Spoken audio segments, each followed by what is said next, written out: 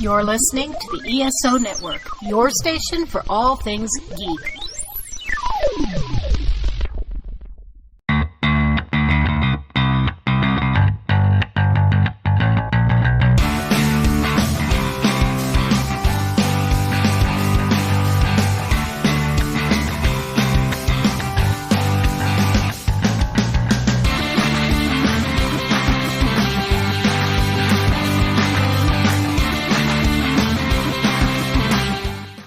Hello, music fans. Welcome to Modern Musicology. My name is Alan, and I got my co-host with me, Stephanie Seymour. Howdy.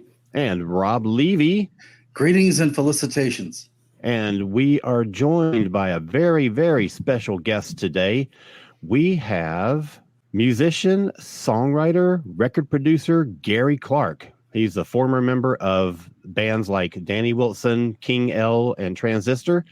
Collaborator with numerous artists, and more recently co-composed and co-performed the music of the 2016 film Sing Street. Mr. Clark, thank you so much for joining us all the way from Scotland. It's my pleasure. It's lovely to meet you all. We're so happy you're here, Gary. We're totally stoked. Thank you. I just want to give the listener sort of a more of an in-depth overview of your history. Just real, going to run it down as quick as I can. Tell me if I'm lying about anything. Okay. How long have you got? Right. It's a lengthy list. Okay. So Gary began his career in the late 80s as front person of the Scottish band Danny Wilson, writing and singing the band's 1987 international hit Mary's Prayer. Love it. Throughout the 90s and 2000s, he recorded one solo album and 2 albums as a member of King L and Transistor, while also songwriting and producing for so many other artists like Natalie Imbruglia, Liz Phair, Lloyd Cole, Melanie C., The Veronicas, Demi Lovato. In 2016, he co-wrote or wrote the original songs and score for John Carney's movie Sing Street, which, oh boy, we're going to delve into that. His song, Drive It Like You Stole It, from that movie has won multiple awards and just placed at number 11 in Rolling Stone's Best Songs by Fake Artists list. He's won multiple songwriting awards. His songs have appeared in a wide variety of TV shows and movies like There's Something About Mary, Charlie's Angels, Grey's Anatomy, Teen Wolf, and Pretty Little Liars. He was executive music producer and composer on 2 seasons of Amazon's Modern Love. He teamed up again with John Carney to create the songs and score for Carney's latest movie, Flora and Son, which previewed at the 2023 Sundance Film Festival to rapturous reviews. He's currently the composer and co-lyricist of the forthcoming Nanny McPhee musical with Dame Emma Thompson. Ladies and gentlemen, is anyone busier than Gary Clark? Please welcome him to the show. Thank you so much, Steph. I can't believe how much of that you got in there and how much you got right. It's usually, usually got to correct it all. Like okay, good. I'm glad that most of that wasn't lies. No, it's not true. So I just want to start off asking you about when you were a singer and songwriter in your first band, Danny Wilson. I mean, I say first band, you probably had like some, high school bands or stuff like that. But were your aspirations at that early time to mainly be the artist, or were you already thinking then about writing for other artists? I mean, like what were your goals and what was the thought process? It was probably in my mind. Well, no, it was definitely in my mind, and I had sort of attempted to write a few songs for other people in the past. But my dad was a huge fan of the kind of Great American Songbook, and he loved to name check the songwriters. So even if he was listening to a Sinatra record, he would say, "Oh, that was written by Sammy Cahn," or whatever, And so I kind of grew up in a household where songwriters were respected for a start, but he loved the idea of the backroom guys and gals who were making a huge impact on the music that people didn't see them. So that was kind of I think that was an early inspiration, and I always loved the idea because of that of writing for other people. But certainly being an artist at that time was definitely the obsession, Yeah.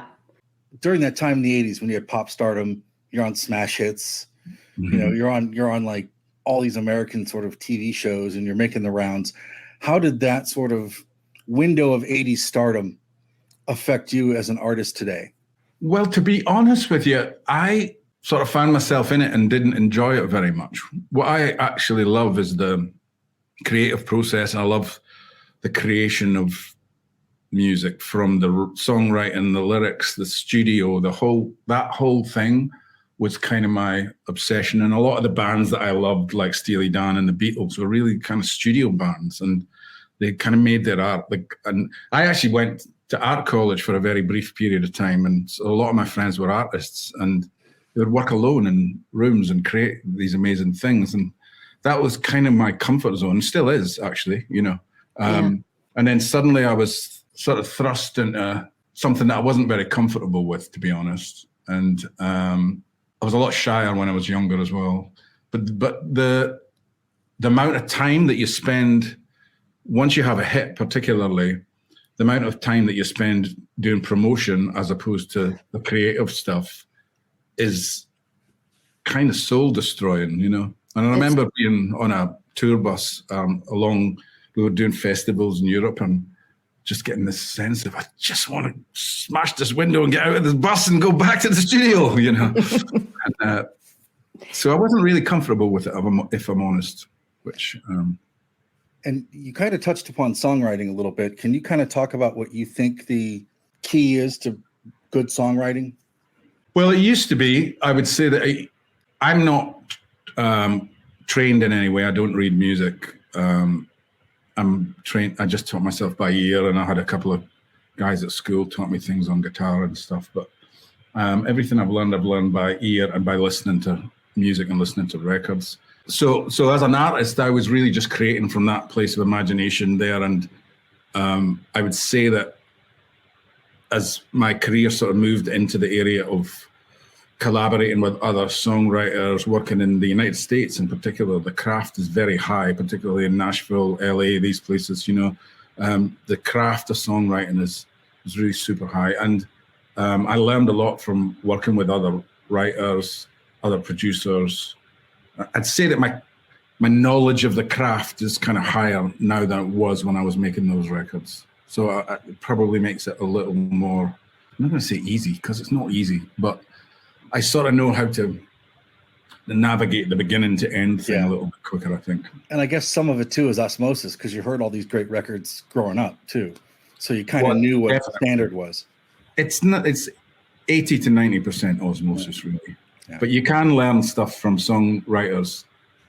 I always remember working with Lindy Robbins, and we were writing a verse, and she explained to me why she moved the first verse into the second verse position and vice versa. And it made so much sense, and it made the song so much stronger that you never make that mistake again, Yeah. Your melodies and your knack of, catching that hook and your lyrics are so moving. I mean, you just really have a knack for such great pop songs. And like, as a songwriter myself, I always like to know how someone's process is. Like, do you usually write lyrics first, or do you get the music first, or is it like a combo? How does that work for you? Well, I constantly keep an ear to the ground for great titles or ideas, because they're the hardest thing. Is you can have a great piece of music, but if you don't have a great idea for the song, then it's never going to go anywhere. So, and Drive It Like You Stole It, that you mentioned, is a really good example of that. Yes. The John Carney, the director, gave me a brief as what you see in the film, really, and he said we need a song here that's like uplifting, empowering for these kids to sing at this. It's like a fantasy sequence. And I think he mentioned Hall & Oates and Huey Lewis and the News. And then I always remember those Huey Lewis songs in particular always had these really hard punchlines. Yes. And very much like Shania Twain songs, actually. I always think she was great at that thing. And I knew that I needed a really strong title, so I just went through. I mean, I used to keep notebooks, but now it's all on your phone, or your laptop. But I just went through my notes and was looking for a title, and I found Drive It Like You Stole It, and sort of instantly, oh, that's cool. And then I started jamming the music. But usually I would say I start jamming music, and then I'll go, what does this feel like? It depends on the circumstances, because working for a script in a musical or something, you're pretty much told what's happening there and then, and it then becomes like, what's the strongest thing to say at this particular point in time? So you're kind of starting lyrically there. But just in the general writing of song, I like to start with music before I get too deeply into lyrics, because the melody can have a real effect on the scan of the words, you know. When you're in the songwriting process and you're demoing a song, do you tend to lean more on guitar, keyboard, or what? Do you work with a drum machine? What's your process like?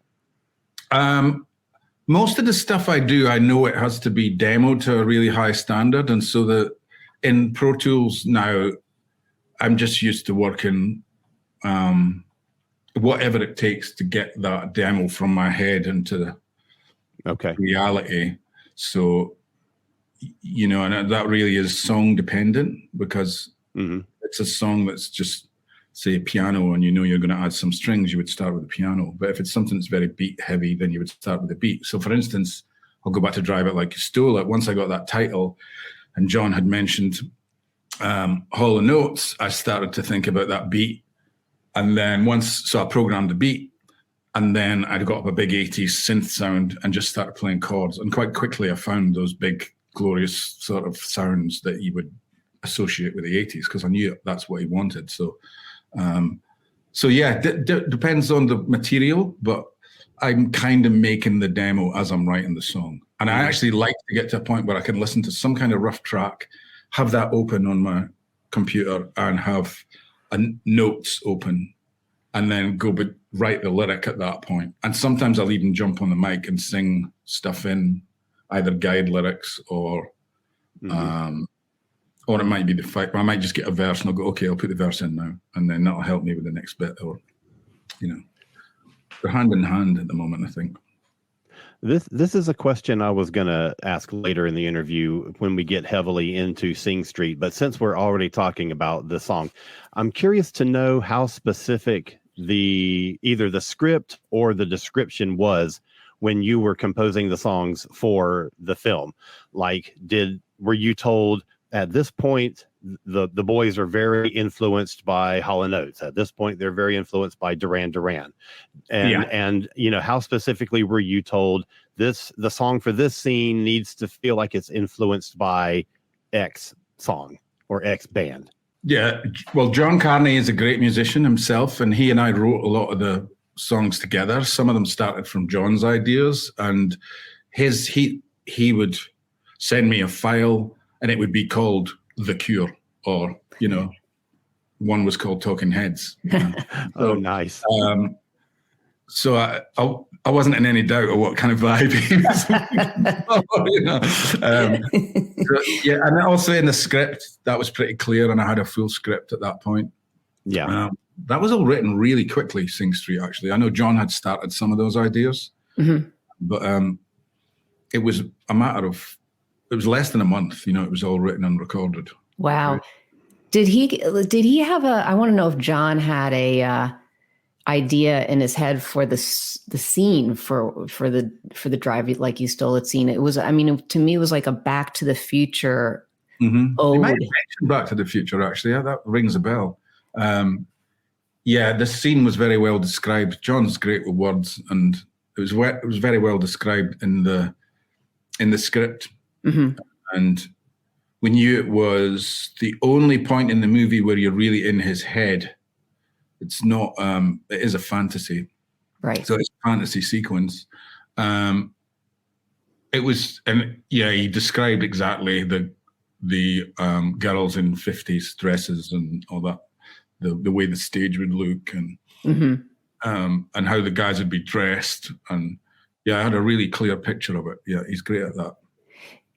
I often wonder for that film, I mean, it is such a encapsulation perfectly of that period of time, 1985, I guess it was, just when the DIY spirit of the whole scene was coming into play, and like kids were doing bands. I mean, if anyone was in a band at that time, I instantly related to it. It was just like, that was me, you know, in high school. It's me and it's John as well. Yeah. In school bands, you know, so we can definitely relate. And I love the fact that, you know, there was a depiction of that time that was very on point. There's a lot of movies that harken back to that era, and they really overdo it with the hair or the makeup or the clothes. This was, I mean, you knew it was 80s, but it was very tastefully done, and it wasn't overblown and fake, you know? Yeah, I mean, in the process, John showed me a picture of him in his school band, and it is literally Sing Street. I mean, it's nuts. It's crazy. You just go, wow, look at that. Like the living room where they rehearsed, you know. Yeah. It's exactly that photograph. So he was drawing from real experience. And I think you can tell. I think that's what it is, you know. Yeah. There are a lot of movies that sort of try to paint even the music business and never quite seem to get it right. It's always, I don't know. Yeah, it's a little fakeness to it, but this is so very authentic. And I mean, you and John had to write songs that were very almost they were lyrically and musically immature first. You starting out, you know, when as the band was just forming, and then you had to progress and make the songs better. But how did you get back into that mindset of like a 15-year-old high school boy writing songs? It's quite funny because I think you can hear it at the end of the movie, but the jam session that we did in the studio for what became The Riddle of the Model, which is the first song that they write, the band were playing it too well. And it's kind of like, I can remember very clearly John going, no, you got to be more shite. You got to remember what it was like when you were 14 years old. And he was, and it was him playing the guitar riff. And he was like deliberately, he's like, it was a really fun session, that one. Yeah, because there's definitely, I mean, you listen to that song and there's, you know, things are off. They're not meshing. The drum beats off a little bit with the guitar. It's great, but it's like. It wasn't 10 minutes before. It sounded really good. And John was like, no, you guys are not getting this, you know. There's another song that I want to like. I think Up is so amazing. I know it's really, again, it's a simple song, but that chorus there's got such a hook. I want to know if the lead actor who played, Cosmo, his nickname in the movie, Ferdia, yeah. Did he have any input at all into the songwriting process? Because he had to sing those songs. No, not the songwriting process. No, we had to teach the songs in the studio. That song was interesting because that was very much it started out as very much a John's song. He sent me a version of him jamming it out in the studio with the band, and it didn't have a chorus. It had all the other bits of melody and stuff. And the first version that I sent him back, I just started to ad lib over the end, and I actually sang that "Going Up." Yeah. And he goes, "That's the chorus." Yeah. So he sort of batted it back to me, and I went, "Oh, right, good." And then I put the chorus in, but. The verses and the pre and stuff was what as pretty close to as it is. Not so much lyrically because I do mostly the lyrics, but certainly the melodies and the chords of the verse and the pre were all done by John, and then he, you know, responded to my ad lib. And then you presented the songs to. I guess is Ferdia the only actor that actually played or did anything on the recordings for the songs? Yeah, let me think about that, actually. In this movie, yeah, I think he was. Yeah, we had a house band, and John and I were both playing in that band as well. We recorded all the backing tracks live, but we knew what the songs were by that time. I sang guide vocals, and then Ferdia came in.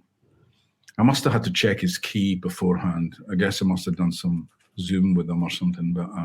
Was the rest of the cast musicians? Because they mime to the song pretty well.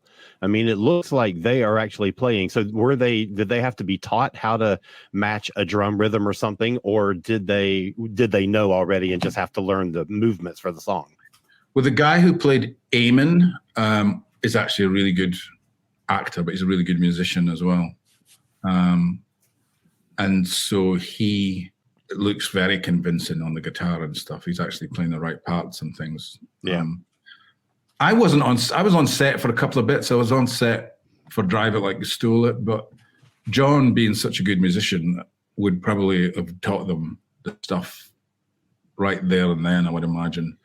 But then he would have auditioned things like the drummer and stuff, and he would have had to check that they looked like they can play, and he would know. having already seen the script and everything as you're working on the songs, what did you think of the casting? Did you think that? I mean, I thought Ferdia was fantastic. What did you think of the rest of the cast, even up to the parents? Like, did you think that did they sort of match what you were envisioning in your head as you read the script? I would say probably that they were better. What you have to remember is the only one that I met.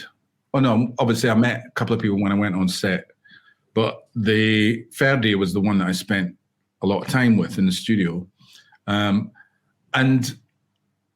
You see, this film that I've just done with John, I was music producer on it. So I was much more hands-on than I was on Sing Street. On Sing Street, I was in Scotland, John was in Dublin. We were pinging ideas backwards and forwards until he went, look, just come over and we'll just... He literally said to me, you know what, just come over and we'll just start recording this stuff. And I got there the next day and the band were already in the studio. I booked the band.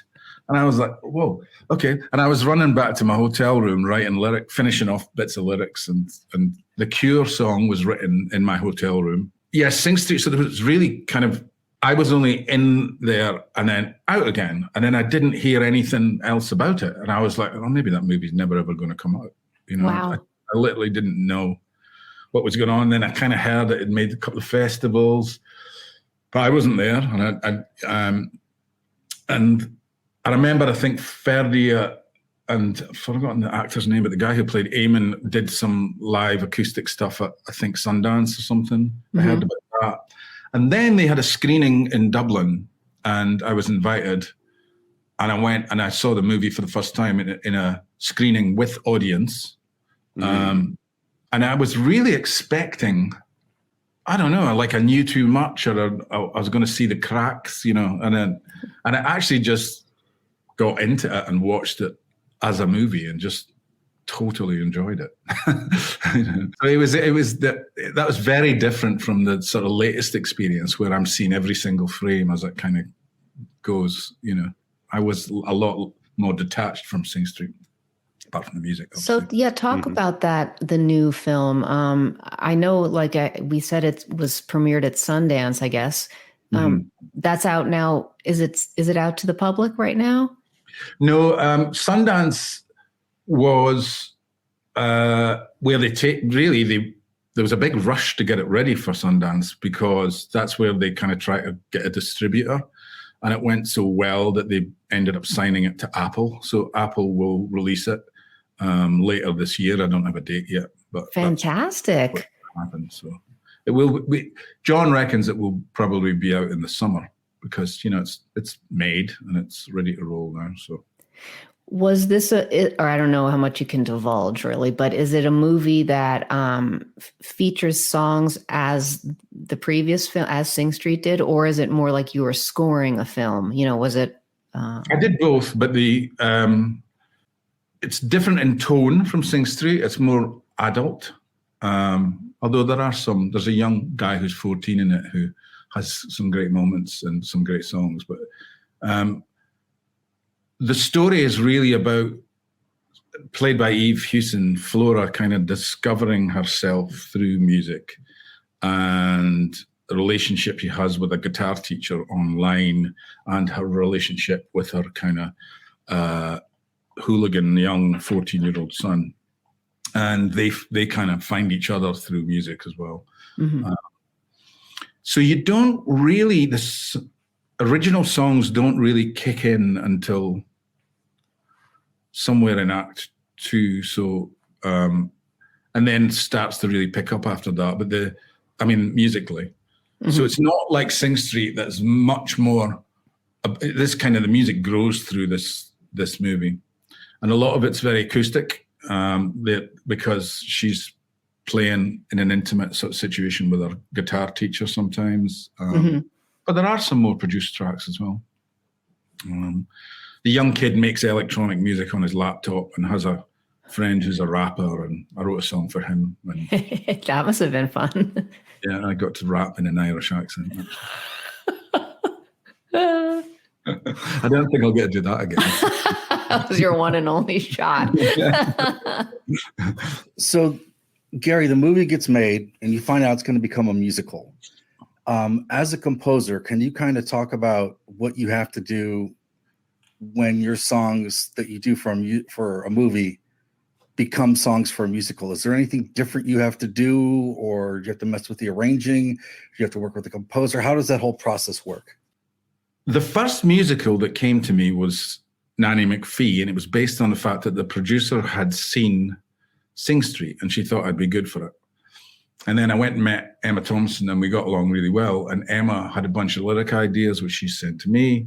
And we started developing this way before the whole COVID thing happened. While we were developing that, Sing Street got picked up as a musical, and the first place it was opening was at the New York Theatre Workshop. So they did a whole version of that I wasn't really that involved in. I was kind of, I was getting all the information, but I wasn't really hands-on. And then when they did New York Theatre Workshop, they got picked up to go on Broadway. And at that point, they wanted to make some changes. And the changes that they really wanted to make was to get the music back closer to what it was in the film, because it had kind of gone off on a journey.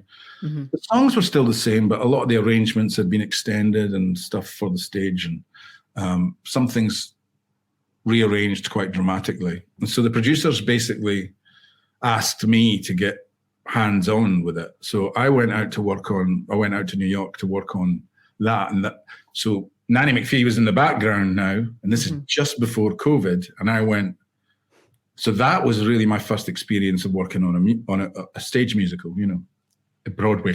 Wow, that's like trial by fire. It was, yeah. And I learned so much from it, but they loved the movie so much that a lot of my job was getting the music back to feeling and sounding like that, and getting the band to feel like a real band. And yeah, that was another thing that had happened, is they had a lot more of the cast playing in the New York Theatre Workshop version. Mm-hmm. And I said, the kind of idea of this band is getting a little bit lost in here. And I think it's fine for people to play now and again, but I think there's still got to be a story of a band. And so I went, and instead of going into theatre rehearsal spaces, I took them into like where you would rehearse a rock band, Yeah, like a studio or something, like a rental studio. We just rehearsed it like a band, me standing in the middle of them. They loved it. The kids just loved playing it like that. I told them to put the sheet music away, and, so yeah, that was different. Nanny McPhee is a completely other thing. That's more orchestrated, and I've got an orchestrator, and we've just brought him on. So that's early days for me. But the music is much more complex, and it's been written through the script. And, so Sing Street, because it came from a movie, was a whole different process. Yeah. So, yeah. Did you take the kids to like the grimiest, ugliest, dirtiest spot in New York to play? Did you give them the full on like CBGB experience, or, did you find like a basement with leaky pipes and everything? And pretty much. All right. That's pretty much any rehearsal room in New York from experience. I can tell you that. You can actually smell the carpet from here, right? It's like that sort of beer-soaked carpet thing. So with Nanny McPhee, also you're co-writing the lyrics with Emma. Is she actually writing them with you? Yeah. Yeah. Wow. Emma writes lyrics into the script, and I will use as much of it as I can. Often there's too much, actually. Like she'll write a lot of verses. And depending on how whatever the inspiration for the actual rhythm of the song is, they might change, but I'll keep as much as I can, and then I'll add and subtract from there. I don't really tend to, I don't tend to start the lyrical idea. It's because it comes from the script and it comes from Emma, so. When do we think this is going to be debuting, or do we know yet? It's just all starting up again because COVID closed it all down. So we did a workshop late last year, and I have one coming up in the end of this month, actually. 27th of March, we start another 2-week workshop. The idea was originally to get it on stage late this year, but I think that's over ambitious. I think it will be, more likely early next year or summer next year if nothing gets, if nothing blows up. This is a naive question, I guess, but when you say you're workshopping it, what does that, what does everyone do? So we get a bunch of actors, and so earlier on we did some just table reads, so everyone's just sitting around a table. But in a workshop, you might actually stage a whole scene with a song in it, or you might pull a song apart and put it back together. You might, but it's not just about the songs, it's actually about script as well. Okay. So it's just really trying to play around with the moving part. It's the step before rehearsals. You're kind of looking to see, does this thing kind of all work together, and, do we have something? We've talked a lot about recent projects that you're working on. So let's go back to the beginning. Talk a little bit about your early bands and about Danny Wilson and about your first, having international success with your first big hit single. What was that like in your time of life? So Jed and I, so there's really three main people in Danny Wilson. There was me, my brother Kit, who's 5 years younger than me, and Jed, who's the same age as me, and he and I were at school together. And it was a Catholic school, and I remember I must have been about 13 or 14 years old, and he used to play guitar at the Mass. I saw him sitting on the altar playing this really nice looking acoustic guitar, and I went, oh boy, he's a really good guitar player. So I got the courage up to go and talk to him. So from about the age of 14, we were in that whole Sing Street situation. We had various names for the band and various members throughout that, but he and I always worked together. And then when I was 17, left school, went to art college and did like a year and a half, but my soul was just aching, because even though I loved the social side of it, I loved all the artists and stuff, and I'm still great friends with loads of them, but I knew that music was my calling, and I was just miserable every second that I felt I was on the wrong path, Yeah. So Jed and I made this plot to basically move to London, and we did the whole thing of living in a squat, and we were there for 3 years playing gigs in all these dives. We actually took our drummer with us and keyboard player, and the keyboard player saw the squat and just walked out. He's got his brother to come and pick him up, and so we were a 3-piece band overnight. Drummer stayed with us throughout the thing, and then immediately, basically 3 years into that, so I would have been, and I wrote Mary's Prayer during that period, and off the first album, I wrote Davy in that squat, and I wrote, what else did I write? Broken China from that first album. But Jed and the drummer Brian, who later went on to join a band that did quite well in the States called Delamitri. Do you remember Delamitri? Yeah. Yeah. He was the drummer for Waking Hours and all that stuff. But basically, he and Jed had enough, and this was 3 years in. I didn't want to leave, but they were just like, we're going to rent a transit van, which is like a Ford Econoline kind of vibe. We're going to ditch everything in the back, and we're going back to Scotland.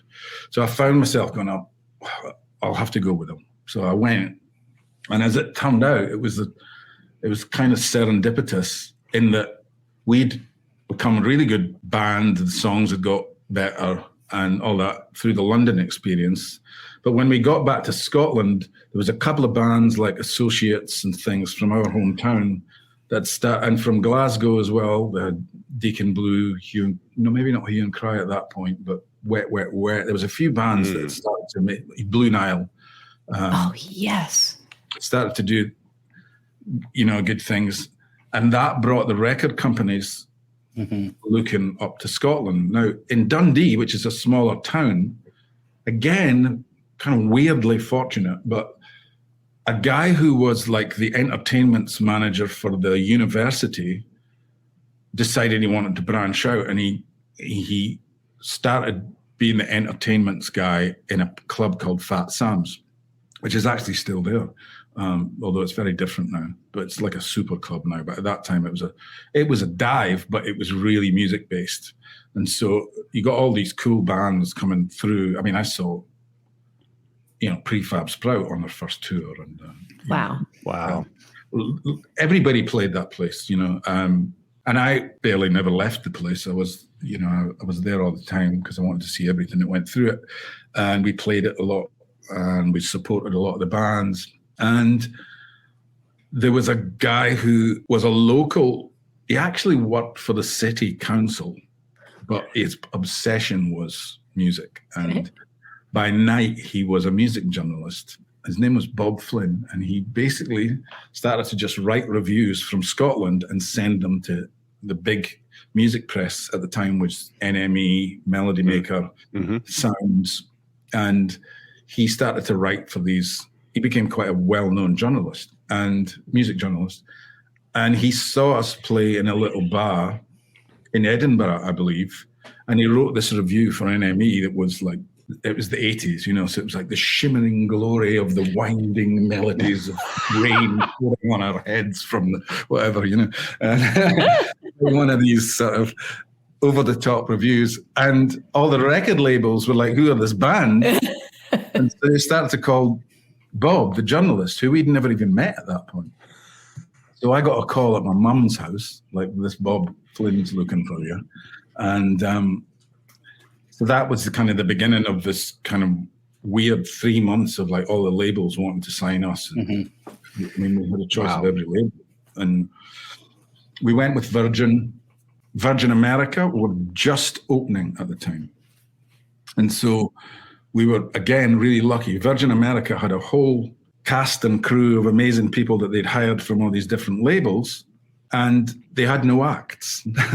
They had Cutting Crew and us. That was it. And so Cutting Crew had a hit, and they really put their weight behind Mary's Prayer. And I had never experienced, by this time we'd got ourselves a manager who was very experienced, and he had a bit more of a handle on how it works. And, the trajectory of a hit record in the United States is much, much slower than in the UK. In the UK, it's kind of like there's so few stations, and particularly at that time, that if you get play on Radio 1 or the big independent station, you're kind of on track to have a bit of a hit. And then if it gets up to a certain point, you will get Top of the Pops, and Top of the Pops, which appears in Sing Street as well, was the big music show. So I guess it was like an American Bandstand or something at that time. We released Mary's Prayer in the UK, I think, once, and it got to like top 50, didn't do very well. The record company still believed in it. And this was partly fueled by the fact that in the States, it was kind of just slowly doing its thing, and it kept going up and picking up more stations. And so really, if it wasn't for that, for the DJs in the States, they probably would have given up after the first release. But so the second time they released it, it went to something like, I don't know, roughly speaking here, it was something like number 25. And then at the end of the year, Radio 1, which was the biggest station, the BBC station, had I was going to say a reader's poll, a listener's poll. They asked people to write in, call in, and vote for the song that they thought should have been a hit that year, which I'm guessing would have been 86 probably, or 87. And Mary's Prayer won this poll by some big margin. Wow. And the record labels said, let's re-release it. And I was actually, funnily enough, I was fighting it. I was going, no, not again. But they released it, and then this time it sort of just went boom, and it went at number 3 on one chart and number 2 on another chart. But there was a lot of stuff going on at the same time. It's quite hard to sort of put it in any order. I would probably get the order of things wrong, but we toured the States with Simply Red on the back of the fact that the single was starting to go. That's what I remember, because I was, like I told you, strangely enough, I was interning at Virgin at that time. So I do remember that tour. Yeah. So Gary, I wanted to ask you, because I'm the nerd of all this stuff out of all of us. this point in time in Scottish pop music in the mid 80s is phenomenally friggin' crazy, because you've got Aztec Camera, you've got Orange Juice, you've got Simple Minds, and there's this like whole, you've got these, you mentioned the Associates, you've got all this stuff coming out. I'm just wondering, how much did you guys all feed off of each other as musicians? I mean, the art schools in Scotland are notorious between, actors and comedians and musicians for just this hub of creativity. And I'm just wondering, how much do you think that environment, and coming from that outside of, Danny Wilson, but how much of that affected you today as a songwriter, but also just as somebody who loves music? Hugely in some departments and not much at all in other departments, which I'll try and explain. But we were never part of any scene and didn't really sound like the kind of other bands of. Which is what I loved about the band too. So it sounded nothing like that. We sort of. But Billy McKenzie from the Associates was from Dundee and was also seen a lot at Fat Sam's. And so I knew Billy, absolutely adored his voice and adored the Associates. They were a little bit in front of us. So when I was in the Squat in London, they were on Top of the Pops doing Party Fears 2 and stuff. So the huge thing about that was that made it feel possible to me to kind of come from this kind of little working class town. And then it was, when we got back to Scotland, as I say, I met Billy, and he was always incredibly kind to me and really encouraging and lovely. The other bands I would meet when they came through town, but I wasn't really part of any scene. And I mean, when I say I wasn't any part of any scene, there was no, I think Glasgow was more a place where all the bands knew one another, and there was much more of that kind of thing, whereas Dundee was much smaller. There was only really a couple of bands. Again, the Associates, Billy would have been in London quite a lot at the time, so it was a big event when he'd walk into the club, Though all of those bands, again, the ones that were in front of us, Orange Juice and stuff, they were very responsible for this thing of whether the record labels turned their lens onto Scotland. And we would never have happened if that had not happened. So I'm eternally grateful for that, APB also, like, guys were, absolutely. There really was, and there was a lot of bands that didn't make it. There was a lot of bands who were great, who didn't make it. But I don't know. I remember that time really fondly, and it is really musical. I saw loads of bands there, but I also saw as many English bands as they were coming, because they would come to do the tour and they would play Fat Sam's. So I think it was a big part of the story, but musically that wasn't such a huge influence on us. We were really influenced by the records that I had sort of grown up obsessing about, which was, because I was born in 1962, so really my formative listening years was glam rock through to into the late 70s, brings you into the 80s. And so my heroes were David Bowie, Steely Dan. I love Talking Heads, but also my dad and my mum's record collection. She was into the Beach Boys. My dad was into Sinatra and swing and Duke Ellington, and so it was more Barbacharach. When we first moved to London and we were staying in the Squat, I would say that the band sounded more like a three-piece Talking Heads kind of a vibe, which is probably hard to imagine. But that's what it seemed like. You needed to be sounding like somebody else to get a record deal, get any attention. And sort of very quickly, I sort of went, what am I doing? It just didn't feel like, it was like I was wearing somebody else's suit, So we did a few gigs like that. And then I sort of just really started to dig into my soul, like really the music that I loved. And that's when I sort of started to write things like Mary's Prayer and Davy and stuff. And I knew when I started doing it, that the feeling was just like, this feels right. Now, it didn't sound like anything else that was going on at the time. It really didn't sound like any of the other bands. So, yeah, so it wasn't really influenced by any of the Orange Juice or even Associates. I loved all that stuff. You know, I adore the Blue Nile, but yeah, kind of doing our own thing musically. Oddly enough, when I listen to that first Danny Wilson record, I hear a little bit of Stevie Wonder in the keys, but that's probably just me. No. Although I'm nowhere near as good on keys as Stevie Wonder, but I always tell this story about the most influential records in my life were all given to me for free in about the space of a week. Mm-hmm. And one of them was my cousin was clearing out her record collection, and she gave me David Bowie's Hunky Dory and Inner Visions by Stevie Wonder. Oh my gosh. Which blew my fucking mind. Just incredible. And I just played them wall to wall, never stopped. Then a teacher at school had said to me, he was a teacher at school, but he also played guitar. And he told me, if you want to hear great guitar playing, listen to Steely Dan.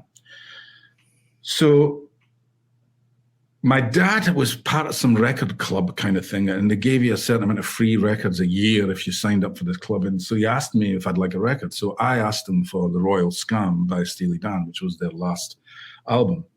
And it had just arrived, put it on the turntable. I was listening to it, and I was absolutely going, wow, this is amazing.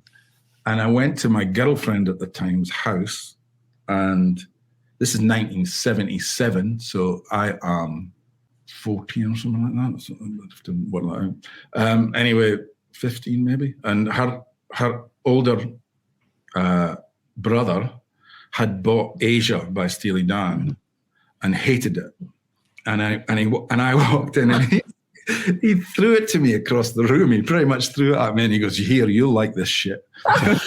Yes. What? It's like one of the best albums ever. And it starts with that Black Cow. And I was like, Jesus, mind blown. And that was the first band for me that kind of mixed the jazz that my dad was listening to with the kind of, the sensibility that was more coming from David Bowie and Stevie Wonder and stuff. But yeah, so you definitely hear that for sure. You've got good ears. And you produce tons of records. I'm just kind of curious if you could kind of talk about your process of producing albums. Like, do you, I'm not going to ask for names, but do you turn down projects? Do you look forward to like certain projects with people that are maybe outside of your musical wheelhouse, or just can you kind of talk about like picking projects and like the process of like producing somebody else in the studio? Yeah. I don't tend to get hired as the kind of producer that's like, let's hire that guy for this album. I mean, it has happened, but I come from a songwriter producer school, really. And so, because I learned to produce really making our own records and watching other producers and, and then making demos. And I sort of knew that when I wanted to move into writing for other artists and with other artists, that I was going to have to be able to make decent demos. And I was always kind of a wee bit ahead of the curve on that anyway. I always had good home recording equipment because I just obsessed. I loved recording. And when I made my solo album for Virgin, 10 Short Songs, when the band split up, I made an album called 10 Short Songs About Love, which was my only solo record. I had seen the amount of money that Danny Wilson used to burn in studios like Olympic and Townhouse. And there was something in my instinct, possibly having come from living in the squat and stuff, was like, well, the record company can drop me and take all of this away tomorrow. And I kind of hated the idea that I couldn't make records because that was my obsession, And so I basically said to them, I want to take my recording advance and put a studio in my flat in London. I was living in London by this time, again, for a second time. And so I took the advance and I bought a mixing desk and I bought a 2-inch tape machine and some microphones and preamps and compressors. And I did some room treatment, and I made that whole album in the flat. And that gave me the ability that when I moved into the writing production role, to be able to do very good demos at home. Actually, the first major label thing that I got was an artist called Lauren Christie, who went on to be a huge songwriter for other people. She wrote Complicated and Skater Boy and stuff for Avril Lavigne and many other huge hit records. But Lauren was an artist from London, and she was the first person that actually she'd moved to LA, but she gave me a break as a producer, and I produced her second album, Breed.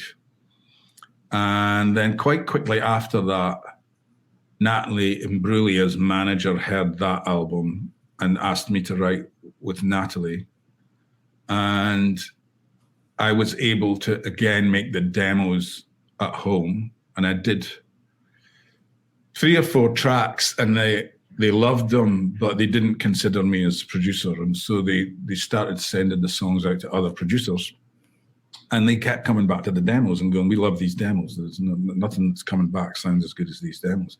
So I ended up producing probably 90% of that album, which was her second album coming off the back of Torn, which was a huge record. And so I've always had a home studio. I go out for big things like drums or strings and stuff, but most of the stuff I do is me working with an artist. I tend to play most of the instrumentation myself, but I'll bring in, as I say, if there's somebody that's a specialist in something, if I need a sax solo or I need it, whatever, But I'm the same way I make demos for whether it's Sing Street or whatever is the way I work with artists, and we tend to be writing the song in the studio while I'm creating the demo.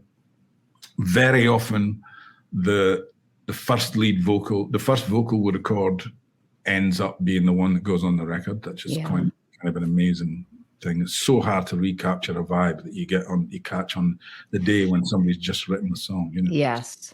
Wow. There's an energy to it that you just can't beat. It's so crazy. And to the point that sometimes I've worked with somebody in a hotel room on a laptop, and it ends up being the lead vocal on the record because you just can't get that vibe back again. It's so weird. That's real. There's a particular song that I want to ask about, and that is Kill of the Night. Oh yeah, that's a song that I absolutely love, and I'm just curious to know what it's ended up in a lot of, like, it was in Teen Wolf and some other Halloween themed kind of things, but I'm just wondering what the initial inspiration was for that song. I was on a writing retreat in Bali that my ex-publisher had invited me on, and it was great, and there was loads of great writers on it and great artists and stuff. But Bali, being so close to Australia, New Zealand, had a few Australian and New Zealand artists on the retreat. One of them was Gin Wigmore, and the very first day I got put together with Gin and one of the guys from a band called the Presets, which is they're really big in Australia, a big Australian electronic kind of like a synth pop kind of a band, I guess. I think I started jamming the guitar riff. She described what she wanted to do. I'd never met her before. And it was written in 20 minutes or something. Really fast. And I didn't really think anything of it then. And Julian from the Presets, put some synths on it and stuff. So it's actually sounded quite synthy, this demo. And then it went away and I forgot about it. And then she did it, put it on her album, and the production on it was much more what you hear now, which is great. I really love the production on it. Yeah. I didn't do that. But it's just a freak song. Actually, if we've got time, I'll tell you this kind of crazy story because Kill of the Night proves this thing. I signed to, when I was working when I was living in LA for the second time, and I was working as a writer producer, my publisher was Network Music Publishing. I was signed to Network. Oh, were you? Got so much because so wild. Crazy. Well, then you'll know that Network had a whole department, a sync department. Sync being synchronization of songs to movies and Oh, you're saying publishing, yeah? publishing. Yeah. Okay, no, I meant the label. label. Sorry, so that's Right. different, right? Okay, gotcha. Well, it started by the same guy, but Yeah, they went in their own Yeah. directions. The sync department wanted, or the guy who signed me wanted me to have a meeting with the sync department and sort of talk about, like, see if I can get them to pitch some of my songs for movies. And so they came around to my studio, and I could tell that it was dreadful. They were feeling nothing. And, one of them had a little notebook on it and was scribbling away. And I said, look, I can tell that this is not stuff that you're going to find easy to sync. Can you, instead of going this way around when I just keep playing you hundreds of songs, can you tell me what you find easy to sync? And they said, female, energy, empowerment. I can't remember, but it was all these things, and I was like, oh, fuck you, And then I wrote this song with Gin, and it was Gin's lyrical idea. I'm pretty sure My Kill of the Night, I think, was Gin's lyrical concept. But the idea that she was in control and that she was, going to take this guy home from the club, and he was her kill of the night, which is it just was a hit with whoever, music supervisors. And it's the most synced song I've ever been involved in by a huge long shot, because the idea sort of works for vampires and it works for, there's been so many people murdered to that song. It's like, I don't think anyone's ever been taken home from a club, but Right. killed. So. Well, there's so many artists that you worked with that I would love to hear stories about. Skin, McFly, Demi Lovato, the Veronicas. The one to me that I'm most interested in hearing, because I was a big fan of hers when she first started out, the first 4 or 5 albums are some of my favorite records, and that is Julia Fordham. Oh, wow. And I know you did some co-writes with her. Can you talk about how that collaboration came about? Okay, so I knew Julia. We were signed to the same label. For my solo record, it was Virgin, but it was a subsidiary called Circa Records. And we were both signed to Circa. Circa was a great label, actually. They had like Massive Attack and Tricky, and they had Hue and Cry, and they were really on fire. But I signed to Circa thinking this was a great independent vibey label, but it was just some Virgin money. But the guys were doing so well that they were asked to take over Virgin. So almost 2 weeks after I signed, I found myself going back to the Virgin office again. Wow. But Julia was signed to Circa, and I did a showcase for my solo album at Ronnie Scott's club in London. And somewhere in the set, I played a new song that wasn't on the album. It was called Hope, Prayer and Time. Mm-hmm. And I seem to remember I just did it on acoustic guitar on my own. And then Julia was brought back into the dressing room. I think I'd met her before, so I don't think that was the first time that we met. But she said, "Oh, I love that song, Hope, Prayer and Time." And I said, "No, it's new. I haven't recorded it yet or anything." And then I got a call from her saying that she was recording it, or that she wanted to record it, and would I be cool with that? And could I send her the demo and a lyric and stuff? And I did, and I thought that's fantastic. And then I was in LA. I'm trying to remember who I was working with, but I was in LA for something. And I got an email from Julia saying, "Oh, recording your song this week in LA, and really excited." And I said, "Oh, I'm in LA."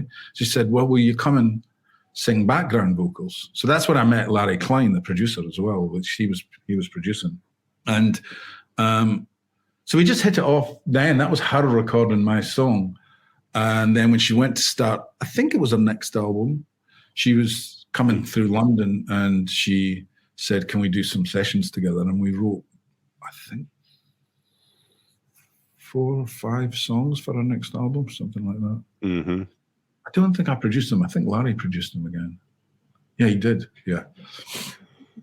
Yeah, she is absolutely lovely, super talented, and just puts her heart and soul into everything. I played it when she was in London at that time. I played a couple of shows with her as well, where I just got up with her and played piano and guitar and things. We became really good pals.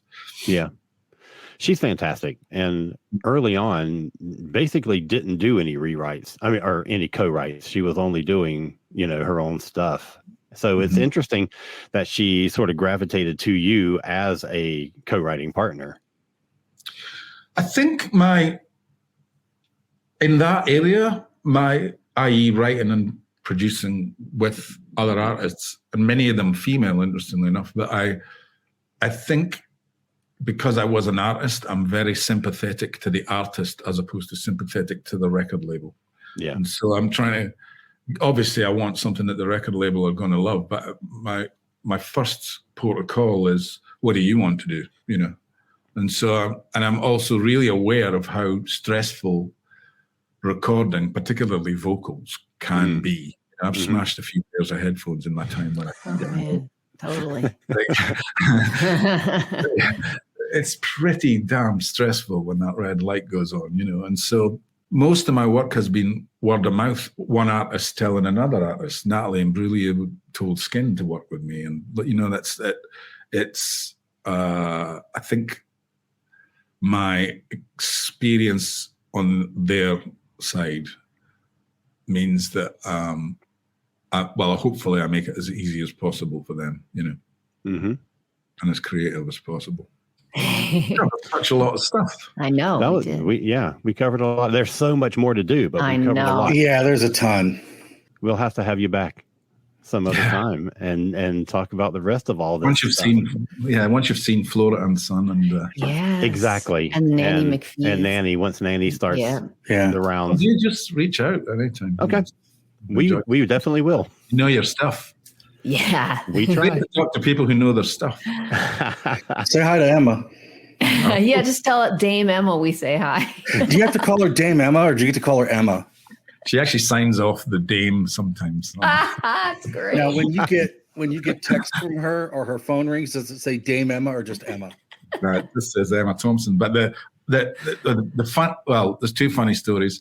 One is that when she this is pre-COVID, but she came up to Scotland to work on Nanny McPhee with me, and we had a really bad snowstorm, and she got snowed in and couldn't get back to London for like a week and a half or something. Oh gosh! And so she calls herself the lodger. She basically never left my house for like 2 weeks. She was meant to be there for 3 days, and she was there for 2 weeks. So she's called the lodger. But no, when I first got the call to work with her, I got a call from Lindsay Duran, who was a producer. She's based in LA. She was a film producer on the original movie of Nanny McPhee. And she heard Sing Street, and she basically asked the producer of that film, how do I get in touch with this guy? And I got a kind of cold call from Lindsay, and she told me about it. And she said, Emma has a place in Scotland, so she'll probably call you when she's up in Scotland. And then a month or so went by, and I sort of put it to the back of my mind. I didn't know if it was going to come to anything. And then one day my phone went, and it was an unknown number. Now, I have a friend who you might know because he was a quite well-known artist in the 80s. His name was Ali Thompson, and his daughter is called Emily. And so I was actually in the shower, and my phone went, picked up a message, and it was a really short message, and it was a girl with an English accent, which Emily does, and it just said, "Hi, it's M. Thompson. I'm in Scotland. Give me a call." And I thought it's Ali's daughter. she's in Scotland. I thought that's weird, but I'll call her back. So I called back, and as the phone was ringing, I just went, "Fuck, it's Emma Thompson." It just sort of dawned on me that I'm calling Emma Thompson, and then she answered instantly, and I had to quickly go into what vein, Get your head straight. It's Yeah, Emma. I had to do a quick. That's hilarious. No, she's absolutely lovely and amazing to work with. So ridiculously talented. Oh, that's so cool. It's good to know. That's nice to know. Thank you so much. It has been fantastic hearing all of your stories and hearing about your amazing career. And for folks listening, highly recommend you go and watch Sing Street. It's a really, really lovely film with some fantastic music in it. Thank you. And go and dig up all of Gary's other work. Yes. Spotify, iTunes, wherever you, or even, on CD. Go and find this stuff because it's really good. If you haven't heard Mary's Prayer, find it. Mm-hmm. Great stuff. Thank you So, much. Gary, thank you so much for hanging out with us and sharing all your stories with us. It's been so much fun. It's been my absolute pleasure, and it's lovely to meet you, Steph, after so many email chats. Yes, you too. I'll definitely email Really you. like old pals. I know. I love it. Well, I'll definitely send you an email and after this, we'll keep in touch. Thank you, guys. Thank you. Nerd Well, alert. that was a super fun interview. Oh What man, a he's great so guy. cool. Oh man. Yeah, I he's love so hearing all funny this. too. Yeah, he is. He's great. All right, so we're going to take a quick break. We're going to throw in an ad here for one of the other shows on our network, and we'll be back in 30 seconds. Don't go anywhere. Drew Leiter here, inviting you to join Cletus Jacobs and I as we journey into a new era of the DC Universe, Dawn of the DC. Join us each week as we review comics, television, and movies. There might even be a surprise guest or two along the way. Thanks for your continued support, and we look forward to talking more DC with you. The Earth Station DCU podcast comes out weekly and is part of the ESO Network. All right, we are back. Who's got some picks of the week? Stephanie, start us off with your pick of the week. Picks. Okay, my pick of the week is from the band The National, and it's called Tropic Morning News. And I will tell you that I heard it first on Rob's Juxtaposition show last week, and I actually really loved it. Yeah, I was sort of like listening in the background, but that song caught my ear, and I was like, and I immediately texted you, and I was like, this song. So, Rob, for what was the title of the album that it's? First two pages of Frankenstein. So And they're I on want to hear tour, that. so I'm they're excited to touring. hear that. Yes. Full. Yeah. That's my pick. They're All right. fantastic. All right, Rob. I know your pick is picks. So throw them at us. Okay. I'm just going to say that I literally completely stopped working on both of the radio things that I do to completely put in a song. Steph, it's probably the equivalent of you like recording a song and then saying, stop, I'm starting all over. Oh, okay. Right. Yes. So like basically I had a pre-record done and I had to completely gut it to include another song and drop one and make the agonizing decision of which 4-minute one to cut. But so I don't know if you guys have ever heard of Ella Sapi, but she is a Inuit Canadian musician. Mhm. She has recorded Unmati Dani Sama, which is basically a cover of Blondie's Heart of Glass in Inuit. Yes, I've heard of this. It's amazing. Yes. It is incredible. You will cry. It is that amazing. You will cry, right? It's literally just been my earworm of the week. Yes. Need more than one. And it is absolutely fantastic. Cool. Yeah, so that's one of them. Frankie Rose has a new record out. Frankie Rose used to be in Crystal Stilts and Vivian Girls and a bunch of bands, but it's called Love is Projection. It's really fantastic. And I am once again going to fly the flag for the Reds, Pinks, and Purples. This guy, Glenn Donaldson, he's in a studio more than Bob Perry. He makes a record about every 3 days. His new one is called The Town That Cursed Your Name. I've talked about him before, but he's amazing and he's fantastic. And literally has a bedroom studio and just makes an album, I think, every 4 hours. And then, so on March 2nd, Wayne Shorter died. And Wayne Shorter is this terrific saxophonist and composer. He played with Miles Davis from like 64 to 1970-ish. Was on a bunch of these really great Miles Davis records, but he made a really great record called Juju in 1964 that if you really want to get a feel of like the genius of Wayne Shorter, just listen to that. It's pretty amazing. So All right. there you go. Well, I got a couple of things that happened this week. First of all, the 1975 was the musical guest on SNL last night, and they were fantastic. They're one of the more recent bands that I really appreciate a lot, and it was great to see them on SNL. They were fantastic. Two new releases this past week. First of all, Peter Gabriel has been putting out a couple of singles here and there every time there's a full moon. So basically once a month, he's put out a new single from the upcoming album, which still does not have a release date on it. But the third single has come out, Playing for Time. And it's a very quiet, very introspective kind of thing. It's a great song. It's absolutely lovely. It's not my favorite of the three. It's probably my least favorite, but that's still, I mean, it's such an amazing song that saying it's my third favorite of three, it's still really high on the list because it's so great. Yeah. And then Yes has a new album coming out on May 19, which is Mirror to the Sky. And they just released the first single, which is Cut from the Stars. Huh. And for the current lineup, it's not bad.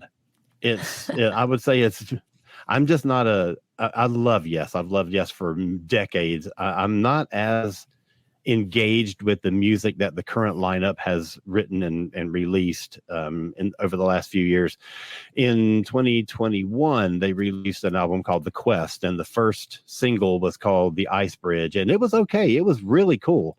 My problem with modern Yes is the lyrics and melodies that lead singer John Davidson comes up with are just awkward. I just don't feel any hooks. I don't feel like it's a smooth melody. They're always really angular, and it just seems like it's hard for it's not an easy song to like grab hold of. You know what I mean? Mm-hmm. It's not one that you would easily just sing along with, you know? So other than that, though, it's the new song Cut from the Stars is pretty great. I enjoy it. I'm looking forward to the album. The album apparently has a 10 and a 14-minute song on it. So oh boy, I'm excited about that because that's Yes getting back to what it does best, hopefully. So since we talked about Peter Gabriel, and since we talked about Peter Gabriel's new album, and it still doesn't have a release date, but they have released tour dates. So the album has got to be happening pretty soon because he's going to be on tour very soon.